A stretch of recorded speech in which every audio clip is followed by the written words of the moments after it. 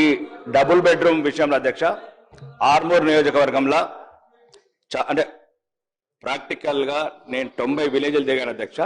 ఒక చిన్న సూచన మీ ద్వారా అధ్యక్ష,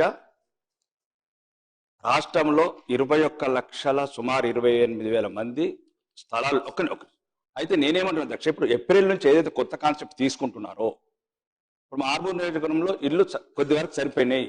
ఇప్పుడు ఏదైతే తీసుకుంటున్నారో కోటాని సగం మందికి స్థలాలు ఇప్పేయండి అధ్యక్ష. ఎవరైతే మొత్తానికే స్థలం లేదు వాళ్ళకి ఈ సంవత్సరం కొన్ని సగం మంది కన్నా స్థలాలు ఇప్పేయండి అధ్యక్ష.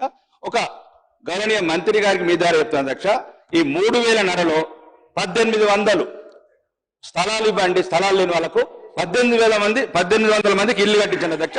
ప్రతి గ్రామంలో స్థలం లేని వాళ్ళు ఏడుస్తున్నారు అధ్యక్ష, స్థలం ఉన్న వాళ్ళకి ఇల్లుస్తున్నారు అధ్యక్ష, మాకు స్థలం అని ఇవ్వండి అయ్యా అని ఏడుస్తున్నారు అధ్యక్ష. ఇంకా రెండోది, కొన్ని గ్రామాలలో ప్లాట్లు ఇచ్చాను అధ్యక్ష, పేదవాళ్లకు పట్టాలు ఇవ్వలేదు.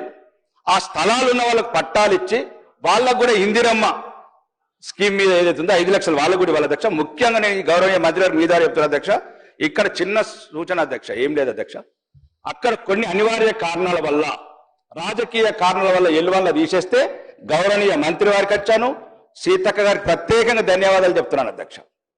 ఎల్లువన్లో ఉన్న పేదవాళ్ళని తీసేస్తే అన్యాయం జరిగితే పేదవాడికి పార్టీలు ఉండయి, ప్రమేయం ఉండదని గౌరవనీయ మంత్రి గారికి గౌరవనీయ జిల్లా మంత్రికి సీతక్క గారికి చెప్తే అప్పుడు న్యాయం చేశారు అధ్యక్ష.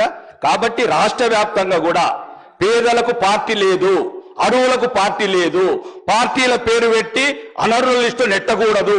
అది జరిగింది ఆర్మూర్లో అన్యాయం, సరిదిద్దారు 2 మంత్రులు. మీ సభ వేదిక ద్వారా చెప్తున్నా, దయచేసి తెలంగాణలో ఏ నియోజకవర్గంలో పేదవాళ్లకు పార్టీలు లేవు, అరువులకు మాత్రం కేటాయించాలని మీ ద్వారా కోరుతున్నా అధ్యక్ష. ఈసారి సగం మందికి స్థలాలు, సగం మందికి ఇళ్లని మీ ద్వారా మంత్రి ద్వారా కోరుతున్నా అధ్యక్ష. పట్టాలు ఎవరికైతే ఇచ్చారో గత ప్రభుత్వాలలో ఆ పట్టాలకు స్థలాలకు పట్టాలు ఇచ్చి ఇందిరమ్మ స్కీమ్ అప్లై చేయాలని కోరుతున్నా అధ్యక్ష. ఈ అవకాశం ధన్యవాదాలు.